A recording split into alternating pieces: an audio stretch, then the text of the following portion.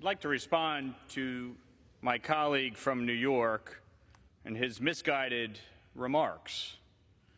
In 2018, the gentleman was a co-sponsor of the Antisemitism Awareness Act, which adopted the very definition that he just objected to. A co-sponsor of H.R. 5924. The definition that would be adopted is anti-Semitism is a certain perception of Jews which may be expressed as hatred towards Jews.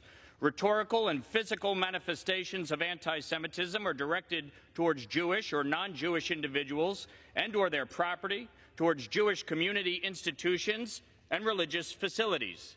He was a co-sponsor of that bill.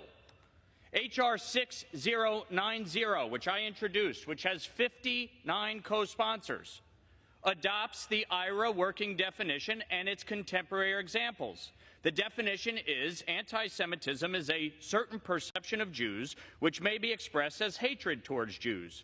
Rhetorical and physical manifestations of anti-Semitism are directed towards Jewish or non-Jewish individuals and or their property, toward Jewish community institutions and religious facilities. It is the same definition, and yet now somehow he is opposed to it.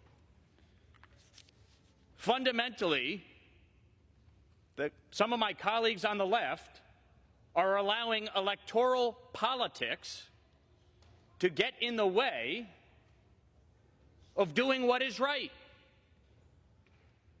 The gentleman from New York is a graduate of Columbia University, and yet couldn't muster the courage to take the subway north to stop by and call out the anti-Semitism that is running rampant at Columbia University. It is exactly why this bill is necessary today. And so I rise in support of my bill, the Anti-Semitism Awareness Act. And I want to thank my colleague, Congressman Josh Gottheimer from New Jersey, for his courage in leading on this issue. In every generation, the Jewish people have been scapegoated, harassed, evicted from their homeland, and murdered. Many of us remember the Holocaust as the most recent large-scale instance of this, but it was hardly the first in the Jewish people's long history of persecution. Prior to October 7th, it may have seemed like we were making progress in fighting anti-Semitism, especially in the United States. A prime example, Jewish students weren't afraid to attend classes on their college campuses. And yet today, we hear calls for intifada ring out on school grounds. We see Jewish students being physically prevented from going to class, rioters chanting death to Israel and death to America, and so much more.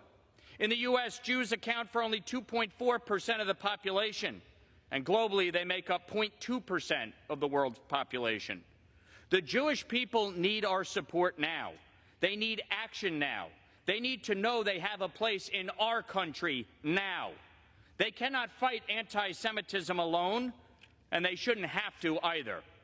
The Anti-Semitism Awareness Act requires the Department of Education to use the IRA working definition of anti-Semitism and its contemporary examples when enforcing Title VI violations of the Civil Rights Act of 1964. Codifying a single definition of anti-Semitism will help the Department of Education and school administrators who have been feckless clearly identify instances of anti-Semitism and protect the safety of all students, including Jewish students. Now, some opponents may try to make the argument that this imposes restrictions on constitutional right to free speech. It's not true. First of all, a constitutional protection is in the bill. It clearly states nothing in this act shall be construed to diminish or infringe upon any right protected under the First Amendment to the Constitution of the United States. Additionally, speech is already protected under the Civil Rights Act. But when the speech turns into harassment or other prohibited action, and the action is motivated by anti-Semitism, that is when it becomes illegal conduct. And right now, without a clear definition of anti-Semitism, the Department of Ed and college administrators are having trouble discerning whether conduct is anti-Semitic or not. whether the activity we're seeing crosses the line to anti-Semitic harassment. Other opponents to the bill say they would rather see a different bill tackling this. That no reason. Gentleman is recognized for an additional minute. That no reason and no political cover to vote against another measure is helpful. I ask my colleagues who would prefer other solutions, consider the good it will do for the Jewish students, and yes, keep pushing for more change in the future. We need to hold these institutions accountable. My bill has bipartisan support, 59 co-sponsors, dozens of Jewish advocacy groups, including the ADL, the AJC, and Agudath Israel. It is absurd to oppose this on the grounds that it somehow limits free speech. Calling for death to Jews is not protected speech. It is anti-Semitic. And the fact that we have some of the highest-ranking Jewish officials in America refusing to defend the Jewish community because of politics is a disgrace. It is shameful, and it is pathetic.